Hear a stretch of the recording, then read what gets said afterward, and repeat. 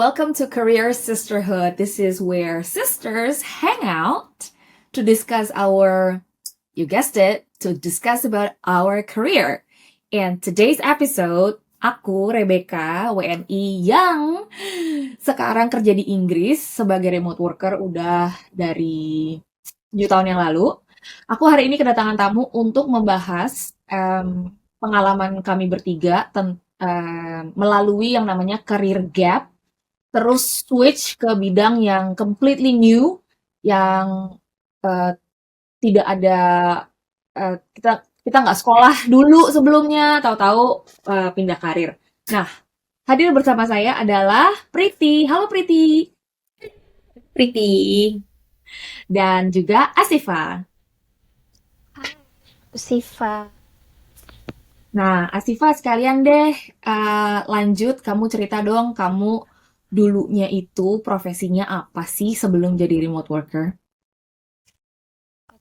Jadi, sebelum aku jadi remote worker, aku dulu kerja di rumah sakit selama 7 tahun sebagai bagian dari ahli gizi. Aku dulunya tuh masak-masak di rumah sakit, sekarang di remote worker, di kerjaan aku yang sekarang sudah sekitar 2,5 tahun aku menjalaninya. Aku banyak ngebantu klien aku di bagian sistem dan operation dan juga automation di beberapa aplikasi atau software yang diminta oleh klien-klien aku. Gitu Wah, deh. tadinya musuhnya kamu wajan sama kompor, sekarang adalah aplikasi dan software. Jauh banget ya. Nanti kita cerita lagi gimana kamu bisa menyesuaikan diri kamu dari yang tadinya tuh bener-bener, ya namanya juga kalau juru masak udah pasti nggak bisa remote ya, kecuali kamu masak terus kamu jual via Gojek gitu. Itu masak remote itu. Oke, nah kalau Priti gimana sebelum jadi remote worker, kamu dulu apa sih profesinya? Halo, aku itu dulu kerja di industri audiovisual, kerjaan syuting-syuting. Jadi aku dulu kerja di production house, sempet in-house, sempet juga freelance. Awalnya sih aku kerjanya sebagai, ini awal banget dulu itu ya, anak baru sebagai production assistant. Terus setelah berapa tahun aku ambil spesialisasinya itu di casting. Jadi aku ngurusin model karena aku dulu lebih banyak di commercial, TV commercial. Aku ngurusin casting, kalau ada kebutuhan untuk model aku castingin mereka. Terus aku sempet juga bantu talent coordinator sebagai talent agent. Jadi aku bantu scouting, terus aku kirim lah gitu ya, kirim si model itu untuk jadi apa, untuk ikut casting. Terus aku sempet juga itu sebagai talent manager. Jadi aku kontrak waktu itu sama 3 orang talent. Aku ngurusin schedule-nya mereka. Aku cariin kerjaan sampai di negosiasi kontrak kerjanya mereka. Gitu. Terus kamu dapat berapa persen? Waduh. Oh, itu lebih pada lambe turah sih Oh, kamu. betul. Aku tahu yang ada di pikiran si pendengar itu adalah kalau jadi talent manager tuh dapat berapa persen fee-nya si aktornya gitu kan. Jadi apa? Nah, beneran. Dengan ditanya, ini gue yakin banget nih yang denger yang tahu. Aku tahu banget orang Indonesia itu kepo, Oh. penasaran. Oke, ini standar Indonesia aja ya. Ini paling nggak waktu masa aku dulu standar Indonesia. Aku nggak tahu kalau sekarang udah berubah. Cuman kalau masa aku itu dulu antara potongan tuh antara 20 sampai yang paling tinggi aku pernah denger tuh sampai 45% gitu. Hmm. Cuman aku nggak sampai 45% waktu itu. Berarti artinya ini sebenarnya bagus juga sih buat kita wawasan ya, namanya juga orang lagi kita mau cari kerja, mau kan sebenarnya kalau jadi talent manager tuh bisa remote juga kan. Kamu Betul, apa namanya nggak harus every time si talentnya pergi audisi kamu ikutan nganterin kan? nggak harus. Nah, itu dia. Ini berarti ada salah satu kesempatan juga buat remote working di Indonesia ya, jadi talent manager. Nah, kalau Asifa dulu sebelum kerja di rumah sakit, itu kamu em, sekolahnya apa sih sampai bisa nyampe situ? Jadi dulu aku tuh D3 Tata Boga, ya. Jadi sebelumnya aku pernah intern di salah satu hotel di Jakarta. Terus aku pikir kayak, kayaknya nggak bisa deh aku di hotel. Waktu itu kebetulan penempatannya kan aku nggak bisa pastry lah kan. Penempatannya tuh di kitchen yang untuk besar, kayak catering lah istilah kata, tapi ini untuk di hotel. Ngerasain selama 3 bulan di 4 bulan di situ, terus 2 bulannya di pastry, stres. Karena ternyata, lah, wajan kan besar banget ya. Terus kayak, ya karena kan itu harus Wajannya untuk segede-gede wajan penjara gitu ya. betul, dan itu juga kalau kitchen tuh kerjanya harus cepat, tepat, dan sigap gitu. Dan kayak Dan itu nggak agak sih, jadi, Mama? wah, kan. Dan itu nggak di kitchen tuh nggak bisa membedakan antara nggak disamain antara cewek sama cowok, jadi semuanya sama gitu. Jadi ya udah semuanya harus keras, harus cepet, dan aku kayak oh my god, jadi kayak aku ini bukan buat aku deh gitu. Jadi ya udah deh, karena lulusan yang tata boga udah punya skill lah di situ. Jadi maunya sih yang demure ya, demure kayak kali ya demure tuh di rumah Soft sakit, life. soft life gitu. Ternyata enggak juga. Aku bertahan di rumah sakit tuh lebih karena nyaman aja sih, bukan karena passion gitu. Jadi baru tahu passion aku setelah kerja remote ternyata. Menarik kan? Wow. Itu apa sih, ada event atau kamu ngobrol sama teman? Karena kan jauh banget ya. Namanya juga tenaga kesehatan gitu. Itu kan juga nggak bisa remote ya. Mungkin bisa kalau kamu jadi halodoc gitu. Tapi sisanya kan yang namanya kerja di rumah sakit ya lo harus physically pergi ke rumah sakit gitu. Apalagi Asifa ngalamin ngurusin pandemi dan kamu kerja di rumah sakit lagi. Itu dar-der-dornya kayaknya hampir mirip dengan dar-der-dor di hotel ya. Em, nah, yang bikin kamu eh, bahkan tahu ada yang namanya remote working tuh dari mana sih? Baca buku.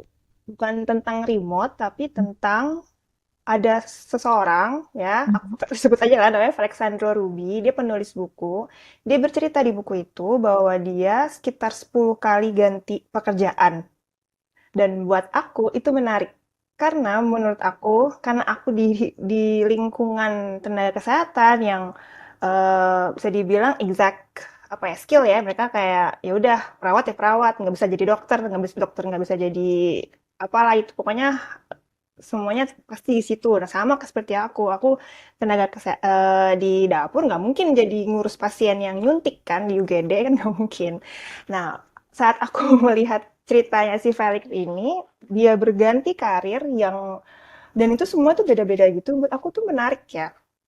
Mungkin emang jalannya saat aku tahu tentang ada orang yang memiliki karir dalam kurang waktu 10 tahun dia berganti karir 10 kali. Itu kan oke ya. Dan buat aku kayaknya memang ada deh sesuatu dari dalam diri aku dan aku mau aku berubah. Ketika di situ, jadi setelah aku punya mindset untuk berubah, entah kenapa tiba-tiba di YouTube kayaknya bisa baca deh tuh di YouTube itu hebat banget ya. Jadi, jadi tiba-tiba ada tentang ya remote, tentang virtual assistant, tentang ganti karir di dunia online dan ternyata ngelihat banyak orang luar yang melakukan hal itu dan juga banyak yang ganti-ganti karir dan itu tidak orang Indonesia banget kan ganti-ganti karir itu jadi membuat aku kayak oke, ini kayaknya emang kesempatan aku untuk ganti dan mencoba untuk belajar karena semua orang tuh pasti punya peluang dan aku tahu aku punya peluang itu sih kalau dari aku. Iya sih, bener banget yang kamu bilang. Apalagi di generasi orang tua kita ya. Kalau udah bahkan bukan hanya tidak berganti karir, tapi tidak berganti employer. Jadi bisa kerja di satu employer dari fresh graduate sampai pensiun ya di situ aja. Itu aku tahu banget, aku punya tante, salah satu panutanku juga sih karena beliau hotelier juga. Itu kerja di satu hotel yang sama di Bundaran HI. Dari aku masih baru belajar berenang sampai aku juga kerja di hotel di Bundaran HI. Tapi di seberangnya itu beliau masih kerja di situ. Sampai akhirnya pensiun dan sekarang ngajar untuk calon hotelier juga. Em, apa namanya? eh, Kalau dulu sangat dihargain yang namanya apa sih loyalitas ya. Eh, Bahkan kalau di HRD Indonesia tuh kalau udah 5 tahun dapat hadiah apa gitu. Ntar kalau udah 10 tahun dapat hadiah apa gitu. Nah, kalau sementara waktu zaman aku kerja di hotel, yakni tahun 2010-an gitu ya, itu rata-rata orang ganti employer, bukan bukan switch career tapi dari hotel A ke hotel B gitu ya. Itu rata-rata 2,5 sampai 3,5 tahun. Jadi em, udah mulai inilah ya generasi aku tuh udah mulai agak gercep gitu. Karena biasanya pindah kerja itu berhubungan dengan yang namanya gajinya juga kesempatannya jadi jauh lebih besar, ya kan? Nah, kalau eh, Asifa sekarang, pendapatan kamu sekarang per bulan dibandingin pendapatan kamu terakhir waktu di rumah sakit, itu berapa kali lipatnya? Kali lipat sih dari pendapatan aku yang dulu. Mantep ya. Nah, nanti kita akan tanya lagi ke Siva gimana sampai ganti karir yang biasanya orang mikirnya itu risiko, tapi kali ini return of investment-nya si Siva itu malah 2 kali lipat gaji dia yang sebelumnya kerja di tempat yang udah nyaman, rumah sakit pemerintah pula, nggak ada gonjang ganjing gitu ya, nggak ada semacam ganti-ganti SOP, ganti-ganti bos ya pasti gitu-gitu aja. Nah, kalau Priti gimana? Kalau di industri penyiaran, apalagi komersil, itu kan lumayan menantang ya. Kepastian dan ketidakpastian pendapatan juga cukup menantang di situ.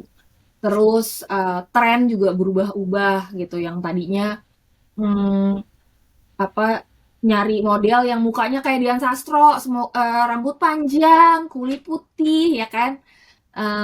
Terus mungkin bergeser dan seterusnya. Itu dulu kamu eh, yang emang udah jelas passion kamu, apakah eh, up and down-nya industri penyiaran itu berdampak sama kamu? Ya. Iya, bener banget Mbak Beka. Emang apalagi dulu aku freelance kan, itu memang eh, lumayan unpredictable. Jadi memang selalu ada masanya kayak, wah lagi rame, rame banget. Terus lagi sepi, waduh kosong gitu. Memang bener itu eh, unpredictable. Dan kalau untuk yang dulu aku kerjain ya persisnya, itu juga ya benar kata Mbak Beka ikut tren dan tren itu juga termasuk kalau misalkan satu model lah katakan satu model itu dia nongol terus di TV kelihatan terus mukanya itu orang bosen juga jadi memang ada tantangan kayak gitu. eh Terakhir aku kerja itu sebenarnya aku sudah tidak lagi sebagai freelancer, tapi aku terakhir itu adalah setelah pandemi, karena pandemi itu benar-benar break, full break. Aku waktu itu juga kelar kontrak sama model-modelku itu pas pandemi. Eh, Akhirnya pandemi itu aku pakai waktunya untuk belajar, full belajar. Jadi aku ikut kelas-kelas online, cuman waktu pas pandemi itu belum ini ya, belum yang heboh banyak iklan apa namanya virtual assistant atau remote work, belum, karena itu masih cikal bakalnya di situ kan. Cuman kelas-kelas online udah banyak waktu itu, jadi aku ikut-ikut kelas online gitu. Terus itu untuk mengisi waktu dulu sih sebenarnya waktu itu, ya nambah-nambah skill. Tapi belum untuk langsung terjun sebagai remote worker waktu itu. eh, Pas sudah mulai pandeminya mereda, aku cari kerja. Karena kan aku apa ya, tabungan udah menipis, aku harus cari cara untuk survive lagi, untuk nambahin tabungan lagi gitu. Jadi akhirnya aku cari kerja in-house. Aku waktu itu dapat kerja di satu perusahaan OTT, over the top, itu streaming provider lokal Indonesia. Dan aku tinggal di Bogor nih, Mbak Beka. Aku tinggal di Bogor, waktu itu kantornya di Jakarta, di Kebayoran Baru. Jadi aku perjalanan dari Bogor ke Jakarta itu 1 jam, 2 jam perjalanan ke sana, pulangnya pun juga 2 jam perjalanan. Aku waktu itu naik transportasi umum, aku naik kereta, transit transit Transjakarta, kalau enggak transit MRT pokoknya. Tapi kebetulan aku sering jalan. Tapi ternyata badanku tidak sekuat itu, Mbak Beka. Ini ya, nafsu besar, tenaga kurang. Betul. Terus apa yang terjadi? Yang terjadi adalah karena ternyata fisikku tidak sekuat itu, walaupun aku menikmati, aku jatuh sakit. Jadi Hmm. aku jatuh sakit itu berangsur sih waktu itu. Jadi bukan ujuk-ujuk sakit gitu. Eh, Badan mulai nggak enak, kayak eh, pegel-pegel, mulai ngilu, dan ternyata aku itu kena namanya HNP. HNP itu kalau di bahasa Indonesia lebih familiar namanya syaraf kejepit gitu. Syaraf kejepit itu kan tiap penderitanya itu beda-beda ya efeknya. Ada yang kayak sebentar aja mereka udah sembuh gitu, mungkin diobatin atau stretching sedikit mereka udah sembuh. Nah kebetulan di aku itu kenanya waktu itu lama, karena agak agak parah. Jadi ada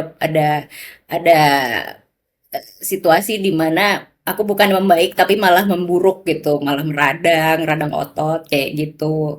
Dan itu aku sampai di titik aku nggak bisa duduk, susah untuk berdiri, untuk jalan, mandi itu sambil rebahan gitu. Karena memang ya itu sesakit itu. Bahkan dulu mau nonton film aja gitu, buat nengok kayak gini tuh vertigo kayak gitu. Jadi aku ya Nah, itu berarti. eh jadi waktu aku mulai sakit Mm-mm. itu awalnya aku masih dikasih apa, kerja WFH sama kantor. Hmm. Kasih kerja WFH, cuman terus ya lama-lama nggak efektif karena ya aku nggak mungkin kerja, orang aku apa, Duduk aja nengok nggak bisa. sedikit aja vertigo. Nggak cuma duduk lah, katakanlah aku kerja sambil tengkurap gitu depan laptop, nah kan, Ya. tapi itu sempat dilakukan loh kayak gitu. Tapi kan terus lama-lama ya itu mulai radang otot, Mm-mm. mau nengok aja vertigo kan, gimana caranya orang kerja gitu. Jadi akhirnya ya udah, aku berhenti kerja, aku stop itu break 2 tahun lebih, 2 tahun lebih.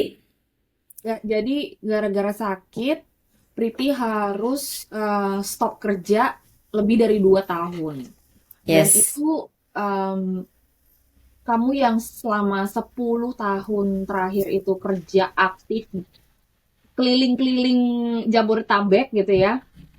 Eh, Terus udah gitu otak kan juga pasti kepake untuk bikin strategi, bikin ngatur jadwal, betul. terus nyocok-nyocokin talent. Terus tiba-tiba zonk gitu. Badan nggak bisa, ya maksudnya kalau kadang-kadang kan orang nganggur tapi paling nggak bisa jalan-jalan gitu ya. Ini apa nengok aja nggak bisa gitu. Nah, waktu itu kondisi mental kamu tuh kayak apa tuh? Em, nggak ada yang dikerjain, nggak ada yang dijalanin, terus namanya juga sakit kan nggak ada tulisan deadline-nya. Iya kamu nanti sakit sampai tanggal segini aja ya gitu. Kan namanya biar kita nggak ada yang tahu ya ini kapan sembuhnya. How was your Betul. mental state at the time? Drop sih, drop banget. Karena ya itu nggak tahu kapan akan sembuh dan apakah akan sembuh gitu. Hmm. eh Physically bentukanku dulu itu pas sakit tuh aneh. Bentuk badanku aja tuh buat aku ya Hmm. aneh karena nggak lurus bentuk badanku juga. Karena menahan sakit kan, menahan sakit, refleks badan tuh meliuk gitu. Kayak gitu. Jadi ya waktu itu aku cuma bisa terapi dan mencoba terapi yang lainnya. Jadi aku memang terapi benar-benar drop kalau secara mental drop karena yaitu selain kegiatannya yang tadinya rame terus tiba-tiba bubar, selain itu ya kembali lagi pemasukan juga hilang ya kan gitu. Jadi ya mental udah pasti drop gitu. Cuman aku sih percaya ketika orang sudah berada di apa rock bottom itu pilihannya cuman bangkit atau kelar, kelar atau bangkit gitu. Jadi ya udah itu titiknya aku harus somehow bangkit walaupun aku ya juga ini ya mesti ngelihat nih kondisinya gimana apakah aku udah bisa atau belum gitu tapi paling nggak kan melihat inspirasi dulu oh gitu ya sama kayak tadi Asifa ya tiba-tiba ada iklan apa di YouTube cuman kalau aku waktu itu kalau nggak salah ngelihat iklannya di Instagram tiba-tiba ini apa ini ini apaan sih virtual assistant tuh apaan sih gitu sama scrolling ini apa sih banyak dan waktu itu banyak banget kayak macem-macem dari segala macem source gitu ada virtual assistant apa sih remote remote work. Kalau mungkin kalau remote work ya ini ya aku dulu kan memang walaupun belum sebagai statusnya sebagai remote worker gitu ya hybrid kan sebenarnya aku dulu itu cuman ya itu familiar lah sama yang disebut sama remote work. Gimana ya itu? Kok ini orang jadi ada statusnya sekarang sebagai remote worker. Jadi itu kayak dunia yang baru yang tadinya aku nggak kenal gitu. Gitu. Oke, terus apa namanya? Memang algoritma itu hanya dia dan Tuhan yang tahu ya. Mungkin juga doa kita didengar oleh mas-mas algoritma yang kayaknya nih Mbak Priti harus dibangkitkan semangatnya bahwa karirnya itu tidak berakhir pada saat fisiknya pun ada halangan gitu. Nah, kalau Siva waktu itu kamu yang em, apa namanya antara kamu kerja di rumah sakit terus akhirnya pindah ke karir, kamu sempat ada gap di mana kamu nganggur dulu nggak? Ya, aku ada nganggur sekitar 3 bulan. Mhm. Karena aku tuh resign di 2023, Desember 2023. Jadi, New Year, New Me gitu. New Me, New Year gitu. Udah patokin diri aku kalau Mhm. oke kita resign. Udah itu nggak tahu ya, benar-benar nggak punya kerjaan, nggak tahu mau kayak gimana. Cuman aku tahu aku mau belajar, aku punya goal yaitu ya udah full time remote kayak gitu. Jadi ya udah aku kasih waktu aku sekitar 2 bulan untuk benar-benar belajar kayak kuliah Senin sampai Jumat dari bukan kuliah malah kayak kerja 9 to 5 aku tuh belajar sedisiplin itu dulu 9 to 5 tuh belajar selama 2 bulan. Lalu setelah aku udah 2 bulan belajar, kan harus dipraktekin kan yang udah aku pelajarin. Udah bikin portofolio, CV, benerin LinkedIn. Terus coba-coba cari, bukan cari sih, ngebentuk CRM. Dulu juga salah satu sistem yang dibuat dari apa ya, tempat aku belajar itu membuat sistem untuk mencari klien. Di situ jadi aku di semua platform pencarian freelance tuh aku coba semua. Dan di bulan ketiga, aku ingat banget itu lagi puasa. I think ya akhir Maret itu pertama kalinya aku dapat klien setelah 3 bulan ngedisiplinin diri. Itu sih aku, Wah. kalau aku. Nah, aku mau tahu juga tuh keadaan mental kamu, terutama karena pasti ada lah pertanyaan dari keluarga, dari teman gitu. Ngapain sih udah enak kerja tetap ya kan? Nanti juga kalau pensiun ada pensiunnya dari pemerintah gitu. Em, Maksudnya lingkungan kerja juga nggak toksik. Ngapain sih neko-neko gitu. Nah, itu kamu gimana tuh? Batin kamu sendiri dalam mempertanyakan, ya oke gue niat berubah tapi eh, siapa yang tahu ya kan namanya nasib rezeki gitu ya. Plus orang-orang sekitar pasti namanya orang Indonesia ya omongannya ada aja gitu. Waktu itu gimana pengalamannya sih, Pak? Bersyukur sih keluarga aku benar-benar ngedukung ya. Walaupun Hmm. mereka tuh sebenarnya nggak ngerti apa yang aku kerjain. Cuman aku waktu izin, aku inget banget di bulan Oktober 2023, aku izin ke orang tua aku. Oktober, November aku kasih surat resign, Desembernya resign. Berarti kan waktu 2 bulan itu, aku bukan meyakinkan, tapi kayak memperlihatkan kali ya, dengan action yang aku lakukan ke keluarga aku bahwa aku udah siap, aku udah bisa dibilang punya tabungan, aku juga bilang kalau ini plan yang akan aku lakukan, ya belajar, cari, dan segala macamnya.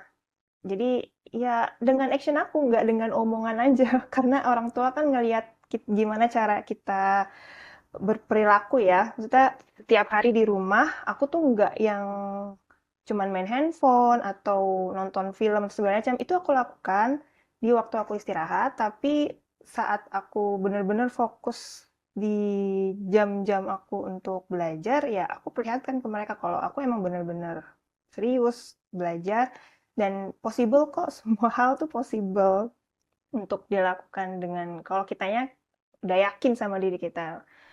Untuk orang-orang sekitar aku kayak temen, kerabat, itu mereka semua juga ngedukung sih, walaupun mereka bener-bener nggak paham apa yang mau aku kerjakan. Tapi saat aku terlihat lah action aku untuk bisa jadi remote worker full time, dan justru malah mereka kayak, ih kok lo bisa sih, kok berani sih, itu kayak jadinya oh ya udah action speak louder ya ternyata benar itu. Jadi nggak perlu Yes. kita menjelaskan kita tuh mau jadi apa, kita mau seperti apa dan apa. Ya udah kita perlihatkan aja dengan action kita, maka orang-orang di sekitar kita pun bakal ngedukung. Dan alhamdulillah bukan yang iri, justru malah mendukung karena oke sih itu. Jadi alhamdulillah sih orang sekitar aku itu sangat-sangat mendukung aku.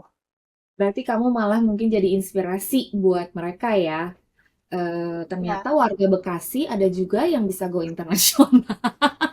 betul. Bekasi go go. Bekasi Pride.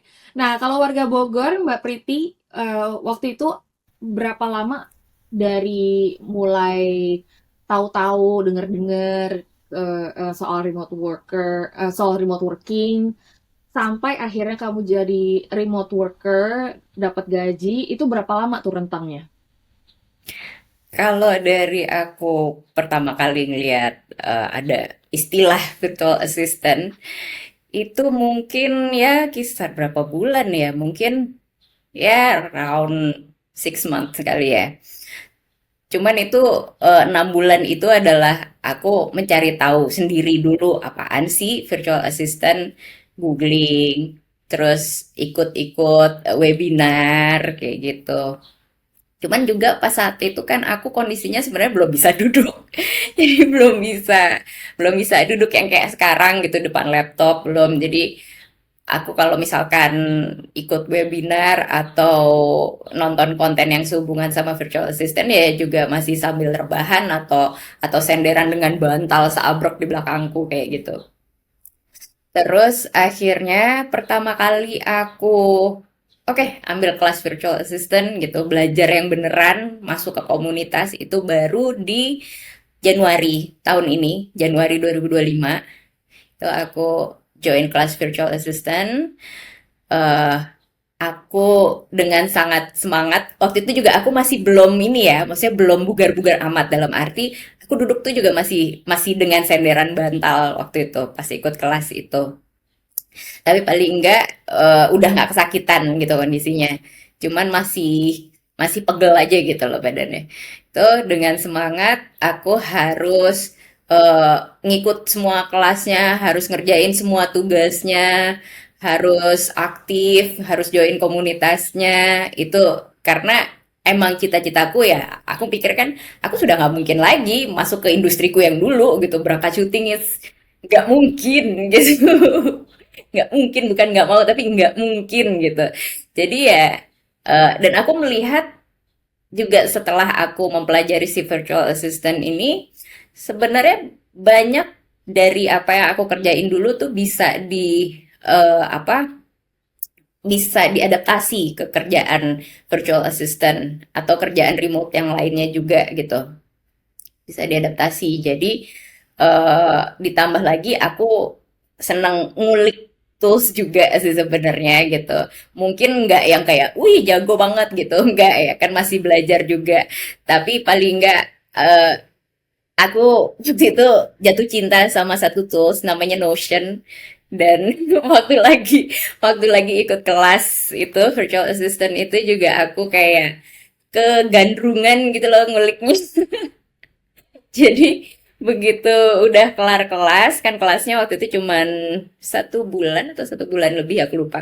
Tapi cuman ya sekitar segitu, aku lanjut terus belajar si tools yang aku tertarik dan sambil sambil lihat-lihat kerjaan juga. Terus ternyata di bulan Februari akhir aku udah kecantol. Begitu. Ini ya, apa namanya? eh, Mungkin dari sini juga kita bener-bener lihat bahwa emang jodoh rezeki itu em, kita nggak pernah tahu karena yang kayak Priti bilang tadi bisa sembuh apa enggak aja kamu nggak tahu gitu. Terus Siva dari yang iya niat pokoknya belajar tiap hari 9 to 5 itu pun saat itu meskipun semangat di saat yang sama Asifa juga kalau ditanya orang jadi gimana udah dapat belum kerjaannya ya belum juga sih gitu kan. Apa namanya eh, strateginya waktu itu Asifa selain belajar terus aku juga pengen tahu waktu itu kamu investasi eh, untuk beli kursus, untuk mungkin beli laptop baru, dan sebagainya tuh pertimbangannya kayak gimana sih? Pertimbangannya, jadi awalnya aku ikut kursus virtual assistant. Nah, Hmm. di kursus virtual assistant itu kan banyak yang diajarin ya skill-skillnya. Nah, di salah satu kelas yang paling aku suka itu di automation. Kebetulan di akademi yang aku ikuti tidak ada kelas yang apa ya bisa dibilang ngomongin tentang automation aja gitu. Karena automation itu kan tech yang bisa dibilang lumayan apa ya, lumayan sistematis lah gitu. Ya, ya, ya. Jadi aku ikut salah satu komunitas. Jadi dia pembuat kelas tentang automation itu. Jadinya eh, karena menurut aku di akademi itu merasa kurang dan aku butuh eh, apa ya tambahan lagi.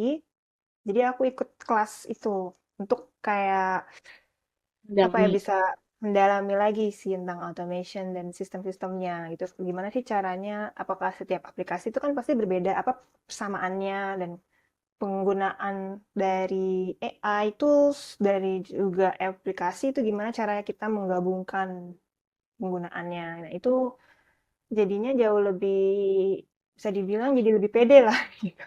Karena aku bisa over skill-nya bisa lebih tinggi lah gitu sih kalau aku.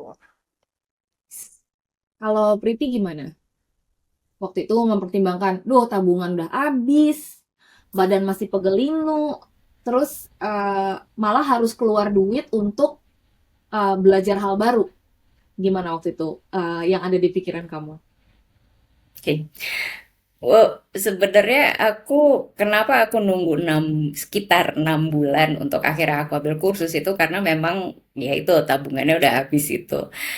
Cuman ya itu juga waktu untuk aku nunggu dapat rezeki untuk bisa ambil kelas. Jadi once aku dapat rezeki itu untuk ikut kelas, aku langsung beli kelas gitu. Jadi kayak, wih, dapat rezeki nih. Woi, mesti ini kelasnya yang mana ya? Karena pilihan banyak kan, gitu. Ini kelasnya yang mana ya? Udah, langsung lah ikut begitu.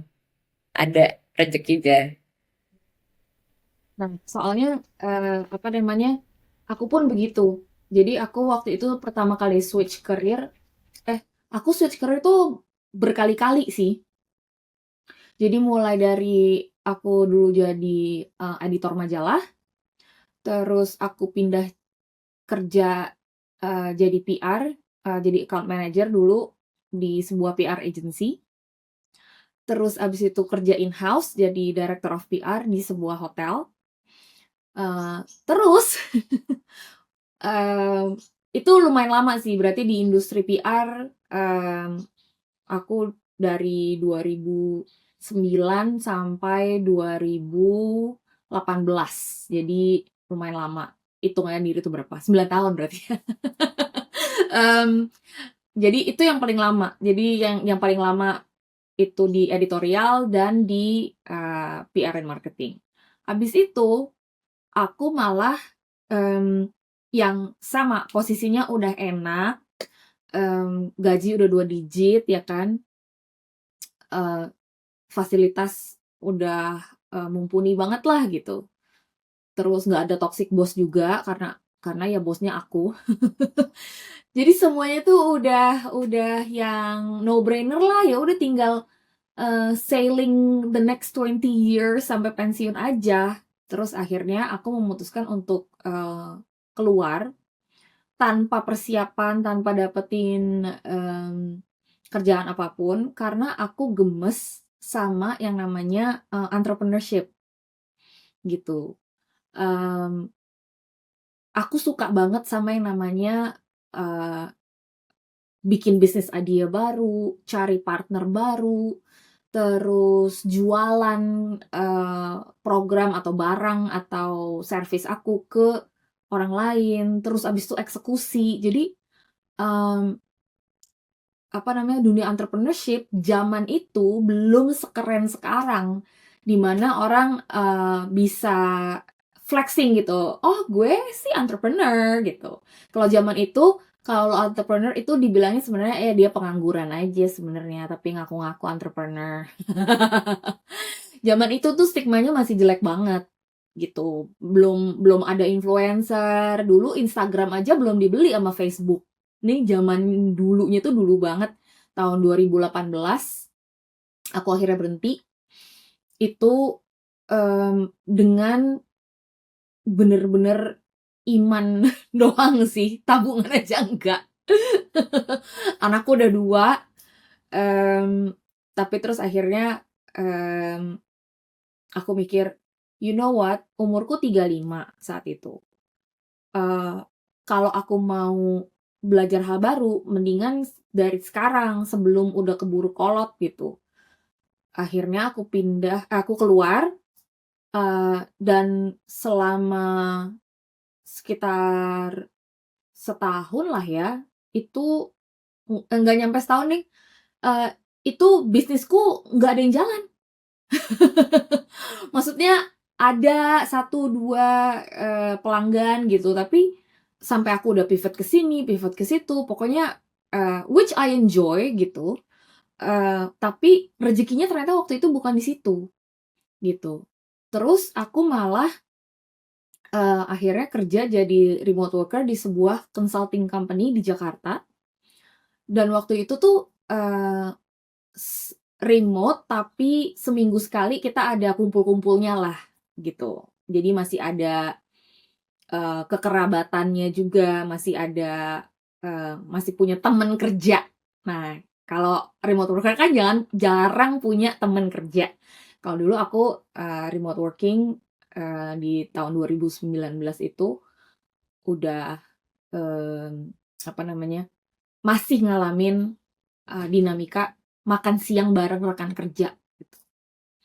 Nah, itu pun waktu aku jadi remote worker di company itu tuh pertama kalinya aku belajar tools-tools teknologi, mulai dari ClickUp, mulai dari learning management system. Karena apa? Dulunya waktu kerja di corporate, namanya juga corporate ya, yang karyawannya ada 1.000, itu adopsi teknologi baru, aplikasi baru itu lamban banget karena harus dilaporin dulu lah ke head office di Jenewa. Si head office-nya harus nge-review dulu lah, ini, belum office politik, belum nyari vendornya, ya kan?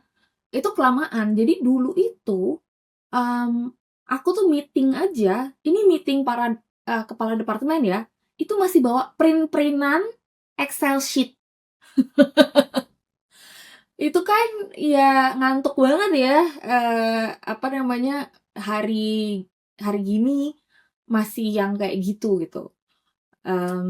Jadi aku seneng banget ketika pindah ke jadi remote worker dan di industri yang startup gitu. Jadi cepat adopsi. Jadi bahkan waktu itu bosku tuh udah pakai Zoom pada saat sebelum pandemi, sebelum orang kenal Zoom tuh kita udah Zoom-Zooman gitu.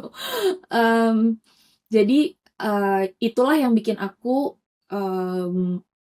semangat. Oh, kalau gini mah oke, satu, mungkin gue emang harus kerja sama orang, belum waktunya gue jadi entrepreneur. Tapi yang kedua, aku waktu itu mikirnya, oke, udah pasti nih aku nggak mau kerja lagi di kantor karena udah ngerasain enaknya, udah ngerasain eh satset pakai teknologi. Bahkan dulu tuh sebelum aku kerja di situ, aku nggak pernah yang memanfaatkan yang namanya cloud computing. Jadi dulu selalu stres, misalnya aku bikin press release. Ini press release versi 1, V2, V3 sampai V jebot gitu ya. Sementara sekarang kalau aku pakai cloud computing, begitu aku buka filenya ya itulah versi terakhir. Aku nggak perlu repot dan berantem sama rekan kerja. Lah, ini yang terbit versi yang ini. Lah, katanya yang ini yang udah final nal gitu. Nah itu udah nggak ada lagi tuh drama-drama bodoh yang nggak penting ya. Drama-drama lain sih masih ada, tapi nggak sebodoh itu. Nah akhirnya aku kayak oke, no turning back. Nggak lagi aku kerja kantoran 9 to 5. Kalau hybrid kayak yang harus ketemu seminggu sekali masih oke lah karena kan aku ekstrovert. Jadi kalau kelamaan nggak ketemu orang, aku bakalan kayak cacing kepanasan. Ini aduh, kayak sakau gitu loh. I need friends gitu. Nah, untuk Asifa dan Priti, kalau kamu mau nasehatin teman-teman nih yang mungkin lagi dengerin podcast kita, terus dia lagi yang, aduh kayaknya gue emang juga udah capek nak turun MRT. MRT-nya juga cuman sejengkal doang gitu ya, nggak semacam kalau aku di sini, aku tuh tinggalnya di Inggris di kota namanya Southampton. Itu kira-kira kayak Bogornya Jakarta. Sama, butuh 2 jam juga naik kereta. Tapi aku nggak naik turun gonta-ganti. Aku cukup pergi ke stasiun yang adalah 10 menit dari rumahku. Duduk di situ yang cantik di dalam kereta. Cus, 1,5 jam kemudian aku sampai di ya kayak stasiun Gambirnya gitulah ya. Terus dari situ aku tinggal ya mau meetingku hari ini di mana. Kalau meetingnya di Tamrin, di Sudirman gitu ya, apa mau di Kelapa Gading ya tinggal pilih mau naik KRL yang ke situ, udah gitu. Bahkan aku yang namanya London, ya Inggris lah secara keseluruhan itu kan kayak Bogor ya, kota hujan. Jadi bahkan aku tuh belum harus lihat langit sampai akhirnya aku sampai di tempat tujuan. Jadi nggak ada tuh yang namanya nyambung-nyambung transportasi yang ribet. Itu pun aku masih tetap prefer duduk di rumah kayak gini, ya paling dalam seminggu tuh aku bisa lah 1-2 kali ke London. Nah, nasihat apa yang Asifa sama Priti mau kasih ke mereka yang lagi mikir-mikir atau mereka yang mungkin udah sempat nganggur lama, udah sempat, tapi kan aku ibu rumah tangga selama bertahun-tahun, aku baru mau mulai kerja lagi setelah anakku udah gede. Atau ya kan zaman udah berubah banget nih dari zaman aku waktu itu kerja dengan yang sekarang. Zaman aku kerja dulu belum ada TikTok. Apa terutama inilah ya, imposter syndrome itu yang ada di benak teman-teman pendengar Career Sisterhood hari ini. Menurut Siva, apa yang harus eh, tips dari Siva deh? Tips dari aku, mungkin mindset untuk percaya sama diri kita tuh kayaknya benar-benar ngebantu ya. Aku pun juga ngedapetin confidence itu thanks to Career Switch sih. Jadi belajar namanya imposter syndrome itu semua orang akan bertemu dengan imposter syndrome karena kita bertemu dengan sesuatu hal yang baru dan kita nggak tahu apakah kita apa ya kita tuh pantas gak sih istilah imposter syndrome kan kayak gitu kan, pantas gak sih, dan ternyata saat ketemu imposter syndrome itu oke, itu mengasihkan karena itu pertama kalinya aku merasakan hal itu. Dan karena aku percaya ya sama diri aku bahwa iya aku punya apa ya kesempatan, semua manusia di dunia ini punya kesempatan, dan salah satunya aku juga punya kesempatan untuk ganti karir. Itu sangat-sangat ngebantu aku sih. Memang sulit, tapi kalau kita percaya sama diri kita, kayak ada aja gitu. Jalannya tuh ada aja gitu. Aku nggak tahu itu caranya gimana, bagaimana itu bisa terjadi sampai aku bertemu dengan diriku yang baru. Kalau Mbak Beka melihat diriku 2,5 tahun yang lalu sampai sekarang, itu aku berubah drastis thanks to career shift sebenarnya ya, karena kita bakal ketemu diri kita yang baru. Dan aku ingat banget sama salah satu guru communication, dia bilang, berikan kesempatan kepada diri kita kita yang sekarang untuk bertemu dengan diri kita yang baru. Jadi kayak kasih kesempatan ke diri kita gitu, kayak oke, aku mau kasih kesempatan ke diri aku untuk ketemu dengan diri aku yang baru, karena nantinya saat kita sudah bertemu dengan kita yang baru, kita melihat 1 tahun bahkan 3 bulan yang lalu aku itu berubah, kita akan berterima kasih kepada diri kita. Jadi ya itu emang agak klasik sih percaya diri dan segala macam, tapi itu beneran worth it banget sih kita percaya diri.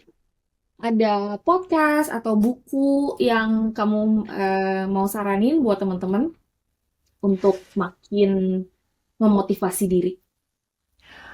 Aku juga bertemu dengan perempuan-perempuan hebat karena career switch. Jadi sebelumnya aku bertemu dengan perempuan-perempuan yang mungkin oke lah, tapi setelah aku membuka dunia baru, ternyata banyak banget perempuan-perempuan hebat, salah satunya Mbak Beka, yang bisa menginspirasi kita ya. Jadi aku tuh banyak banget mendengarin podcast, salah satunya dia termasuk yang paling terkenal dalam Mel Robbins. Dia sudah tua, tapi dia baru mekar di umurnya yang tua. Buat aku itu keren sih. Jadi emang kayak misalkan siapa ya, desainer-desainer itu mereka juga banyak banget kan yang aku nggak tahu namanya siapa aja itu, tapi yang baru meletek lah ya di umur 40, 50. Bahkan yang punya KFC itu baru 60 tahun baru meletek ke KFC. Nah, itu buat aku kayak oke, emang kita punya waktunya masing-masing. Seperti yang aku bilang tadi, kasih kita kesempatan ke diri kita untuk ketemu diri kita yang baru. Tuh, podcast Pak Robin sih. Itu bagus sih. Ini sih ya, apa namanya, eh, waktu kita masih umur 25 kayaknya itu udah tua. Ingat gak sih waktu kita umur 25 tuh kayaknya, aduh, aduh, belum nikah, apa gitu kan ya. Kayak udah mau basi gitu. Sekarang kita kalau disuruh bayar 10 juta untuk balik lagi ke umur 25 pasti mau. Ya nggak sih? pasti mau kalau berkesempatan untuk ngeriset dan balik lagi ke umur 25 karena damn, ternyata kita yang sekarang itu udah tuir banget ya kan. Tapi aku yakin banget ini aku umurnya 42, eh, nanti kalau aku udah 82 itu aku akan melihat, damn, waktu gue masih umur 42 tuh gue ini loh kok waktu itu lu ngerasanya jompo ya. Nah, kayaknya kita harus balik ke apa namanya takdir tadi gitu. Kita kan nggak pernah tahu umur kita tuh sampai kapan gitu. Jadi mungkin kita ngelihat umur kita yang umur X gitu ngerasanya udah tua nih, udah terlambat lah untuk kalau mau switch career, udah waktunya buat anak-anak muda lah gitu. Tapi bahwa dengan teknologi medis, dengan kita sekarang gizinya lebih bagus, terus apa namanya kita sendiri generasi aku lah ya generasi milenial ke bawah itu udah lebih self care itu berarti kemungkinan kita umurnya panjang banget itu ya ada banget gitu kan. Jadi bayangin kalau sekarang aku 42 terus aku umur 82 itu masih ada, berarti kan aku masih punya 4 dekade lagi untuk belajar dan berkarya. Ya nggak sih? Jadi, men, kalau kita mikir eh, kursus atau kuliah 4 bulan itu ngerasa, aduh lama banget nih 4 bulan, 5 bulan, bahkan 4 tahun kalau mau sekolah lagi gitu ya. Hmm, actually enggak, karena itu cuma bagian kecil dari masa depan kita gitu. Nah, kalau Priti gimana? Buat pesan buat teman-teman yang mungkin karena berbagai macam hal mereka harus nganggur dulu gitu, em, supaya nggak patah semangat, supaya masih apa ya, masih berani untuk investasi ke diri sendiri. Saran dari Priti apa? Aku mau nambahin, menanggapi sedikit nih tadi yang Mbak Beka omongin. Aku umurku sekarang 40, jadi aku ulang tahun itu di bulan Desember. Artinya aku ikut kelas virtual assistant itu di Januari, aku baru aja masuk umur 40 baru sebulan. Enggak sampai sebulan, sorry. Desember itu Desember akhir, jadi ya berapa minggu, mungkin seminggu, 2 minggu aku masuk umur 40 tahun, aku baru mulai kelas virtual assistant. Jadi kalau kuncinya, menurut aku kuncinya itu adalah di kemauan aja dulu. Kalau where there's a will, there's a way, right? Mau aja dulu. Eh kadang kadang modalnya belum ada, it's okay karena rejeki bisa datang kapan aja, di mana aja. Kita mau cari, ya kalau memang jalannya kita dapat rejeki, ya kita dapat rejeki gitu. Tapi yang penting mau aja dulu, jalannya akan ada dan umur bukan halangan, bahkan kesehatan yang eh, apa kesehatan yang terbatas juga ternyata bukan halangan gitu. Yang penting kan eh, kita punya keinginan dan itu jadi bagian dari afirmasi gitu. Eh, kita pengen balik lagi, yuk gimana caranya? Nanti akan ada jalannya. Jadi untuk yang pengen karir switch, don't worry. Kalau misalkan kemauan itu ada, pasti jalannya ada. Itu Yes. kalau dari aku. Terus ada bacaan atau film, kan kamu anak film banget nih, yang bikin yang mungkin kalau ditonton abis itu rasanya oke, mari kita pindah atau mari kita eh, semangat lagi, bangun lagi. Memang kadang-kadang namanya orang yang masih lagi nganggur tuh hari-hari tuh terasa yang ini Selasa apa Rabu sih kok sama aja karena ya nggak berangkat kemana-mana ya kan nggak ada aktivitas kayaknya gampang banget untuk murung gitu. Ada nggak em, konten yang Priti sarankan untuk tonton atau dengerin? Bacaan atau tontonan. Kalau aku nggak kebayang apaan sih jujur aja. Tapi kalau aku lagi seneng ini sebenarnya apa konten-konten productivity. Jadi ya karena kan eh aku pengen apa aku kan juga dari nol lah ibaratnya gitu kayak baru anak kemarin nih gitu. Jadi emang masih terus belajar. Nah, salah satunya yaitu gimana untuk ningkatin productivity, gimana caranya untuk ngatur jadwal diri kita sendiri gitu. Apalagi aku sebagai virtual assistant, aku mesti kerja ngatur jadwal klienku ya kan. Itu kan aku harus tahu juga untuk ngatur jadwalku gitu. Jadi ya udah aku ngikutin konten-konten itu yang mana itu pasti akan berguna untuk pekerja remote bidang apapun. Karena kita kerja sendiri ya kan? Ada mandornya ya. Betul. Oke, thank you so much Priti dan Asifa udah sharing bareng aku di sini. Yang kita semua ngalamin ups and downs hidup gitu ya. Termasuk ups and downs-nya karir. Nggak selalu mulus, nggak selalu di atas, tapi dengan kita semangat selalu belajar, investasi ke diri sendiri, gitu ya. Misalnya kita punya uang kayak tadi Priti bilang, bisa aja kan Priti dapat rezeki terus malah buat beli sepatu baru gitu. Tapi malah Priti memilih untuk buat investasi, belajar, eh, yang mana akhirnya dapat klien dan ya kalau udah dapat klien, dapat gaji ya bisa beli sepatu baru. Gitu ya.